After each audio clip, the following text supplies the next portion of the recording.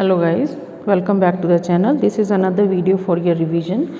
We have a question here. An old coin has value of 5,000. The value of the coin increases 2% every year. Calculate the value of coin after 3 years. Now it's increasing every 3 years, so we will use the formula of the compound interest. Like the value that you are going to get is by this formula r over 100 power n. So principal here the originally it was 5,000. 1 plus r is rate of interest 2 over 100 power 3. So this is 5,000. Then this will be 1 plus 0.02,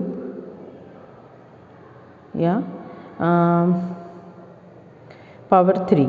So this is 5,000 times 1.02 power 3. So directly plug in the values here, then you will get the answer.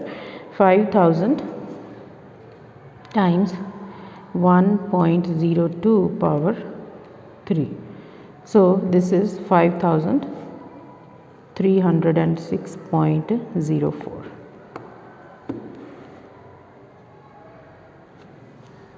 dollars, right? Now next one we have here, write a number in each box to complete each expression.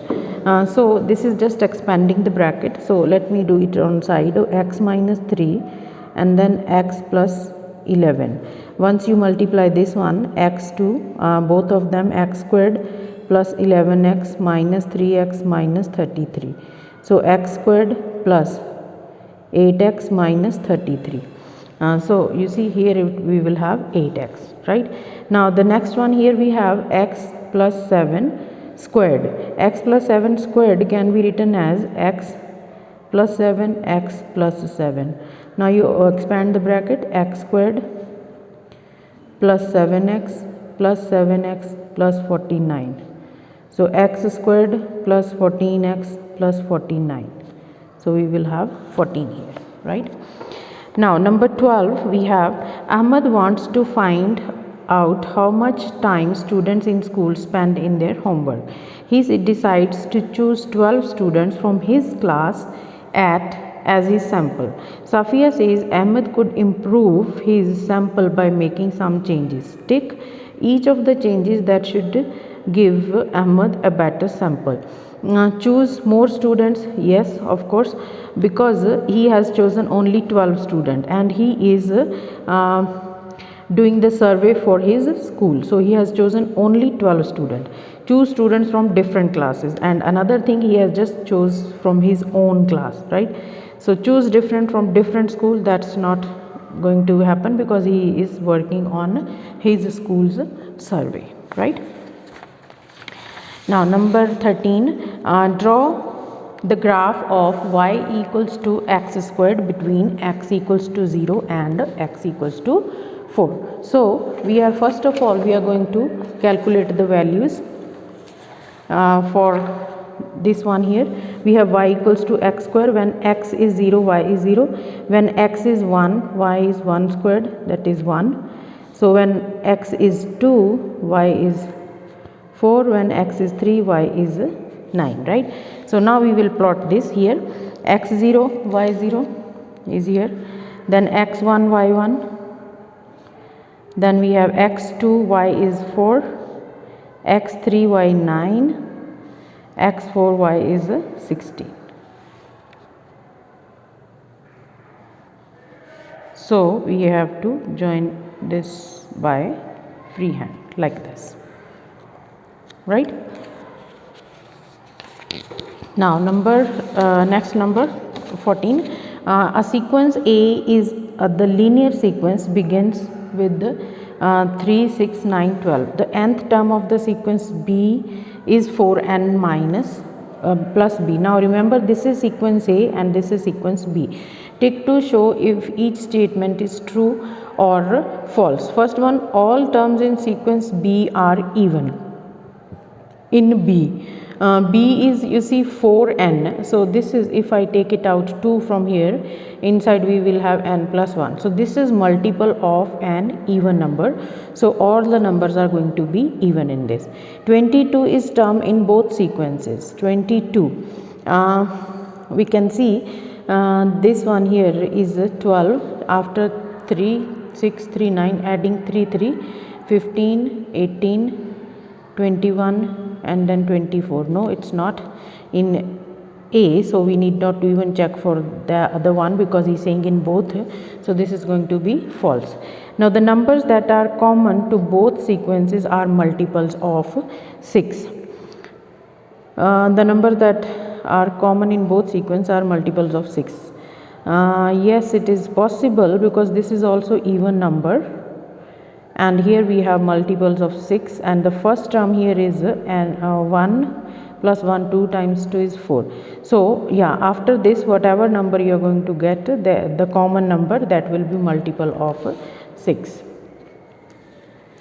Now number 15, two quadrilaterals P and Q are shown on the grid. You see P and Q.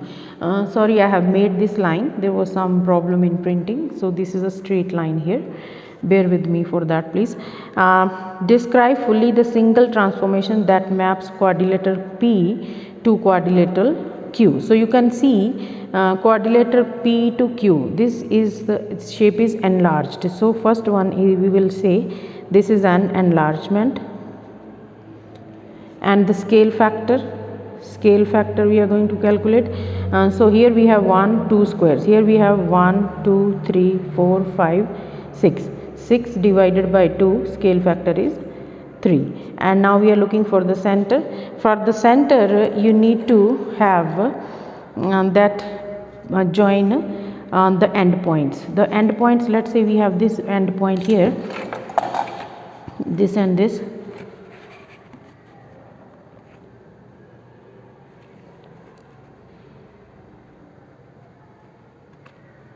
Like this, just join it one. Another coordinate we can have this and this side here. Let's see.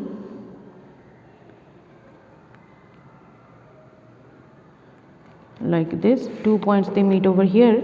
Let's take one more so that to make it final decision here. For this one here we have when you join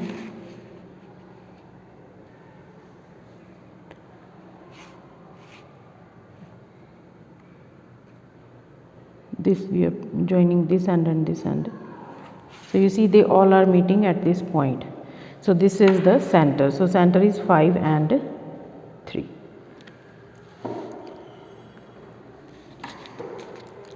So it's 3 marks question. So you have here 3. So here we have another very interesting question with the diagram.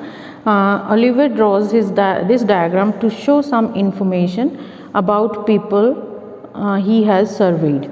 And the diagram shows number of people in each age interval, the proportion of the people in each age interval that own a car.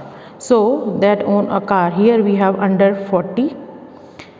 This is 40 years and older. 378, this is the number of people, and number of people for 40 years and older, right? Now here is the graph. Do not own a car, own a car, own a car, and do not own a car, right? Pie chart. Calculate the total number of people surveyed who own a car. So we are looking for who own a car. Here we have 160 out of 360, right? And this is under 40 year. Under 40 year we have 378. So we can multiply this one. For this, who own a car is 300 out of total, which is 360, times total number of people 40 years and older, it is 330, right? So we will calculate this separately. 160 over 360 times 378, this is 300 over 360 times 330, right? Now once you calculate directly from the calculator, I got 168 here, this is 275. Now the total, you are going to add 168 plus 275, so total is 443, right? Hassan and Lily share some pens in the ratio 1 to 3. This is Hassan and this is Lily. Tick to show that each statement must be true, could be true, or must be false. Lily gets more pens than Hassan. Obviously, because Lily's is times 3 of this, so it must be true. Hassan gets 1/3 of the pens, so this may be false because you don't know the total number of pens. Of the pens, we don't know that. The total number of pens is 20, so it may be true. May not be, we can't say, so we will tick the central part. The circumference of the circle, which is 2 pi r, is 36.5 centimeters. So we will find out radius from here first. Divided by 2 pi, you can directly plug in the values. I am getting here 5.809, approximately 5.8 centimeters. Now we are looking for the area. So area of the circle is pi r squared. Pi r is 5.8 squared. Directly put the values and you are going to get 105.68. 5.68 centimeters squared. So that's it for this video. See you in the next video. Kindly subscribe and share it with your friends. See you in the next video. Be blessed, guys.